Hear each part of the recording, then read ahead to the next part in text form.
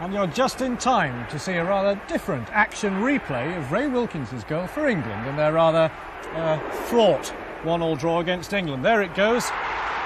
Brilliant goal. And all that from the memory of a computer. Well, actually, it's a five-a-side football game. We've each got a joystick on the control unit here, and that's to move our men, and this button here is for passing the ball and for tackling. You might wonder how one person can control the 5 men in each side. Well, that's one of the differences between this and a normal video game. You control one man, and the computer analyses your tactics and decides if you're attacking or defending. It then musters the rest of your team, just like in a real match. Well, the best way is to demonstrate.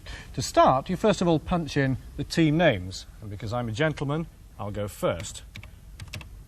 There we are, Kieran and Judith. And we'll play for, well, let's say 3 minutes. Right, and up come the players. The computer decides who kicks off. We don't know ourselves. Judith's got the ball. Good. Right, we'll go down a bit, so I hold the joystick down, and I move it to the left to go towards the goal. Oh dear. There's a tackle. Oh, I've laid Judith out flat. Free kick for me, and that thing you can see whizzing round shows you the direction to kick the ball. So kick, and it goes up to my man, missed him. That can't have been easy, Judith. How do you manage that? Goes into Judith's penalty area. Just like ordinary five-a-side football, the players aren't allowed to go into the area. Judith's just saved. Here we go. We'll have a goal kick.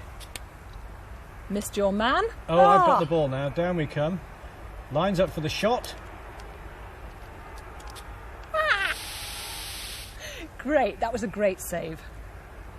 Now, Come up on, there Judith. to my man. Oh no!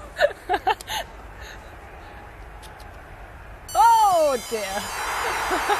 Well, let's just have a look at that goal one more time.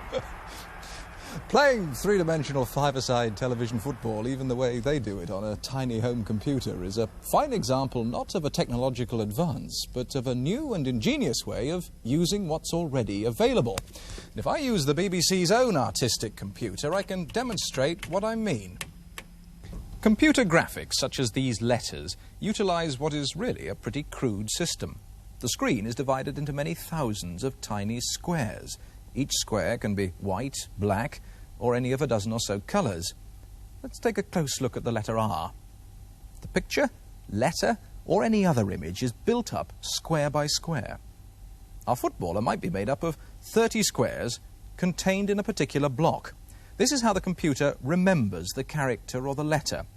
But it can only move each character easily, one whole block at a time. To move him smoothly across the screen would need many different intermediate characters and many hundreds of computer decisions. And of course there is a physical limit to the number of decisions that a small home computer has the capacity to handle within the time available. However, our new football match uses a computer that is no bigger than conventional video games, because designers have developed a technique for treating one man not as one complete block, but as one particular collection of squares which they call a sprite. Now, a sprite can be moved not block by block, but as little as square by square, giving much smoother movement and many more variations without in any way complicating the computer operation. For instance, getting a man to cheer involves just one decision: change sprite. The birth of the sprite means that small computers will in future be able to generate very complex moving graphics, and that's going to be a major step forward in teaching programs, design displays, anywhere computers need to illustrate results. Talking of results, how's it going? Judith's just laid me out flat, but she's still getting a right pasting here. Well, we've had a lot of fun with this in the studio, but then we haven't paid the £1,000 or so that it could cost when it goes on sale. Oh, I don't know, though. 10 footballers for £1,000. Well, you know, it's not such a bad buy these days.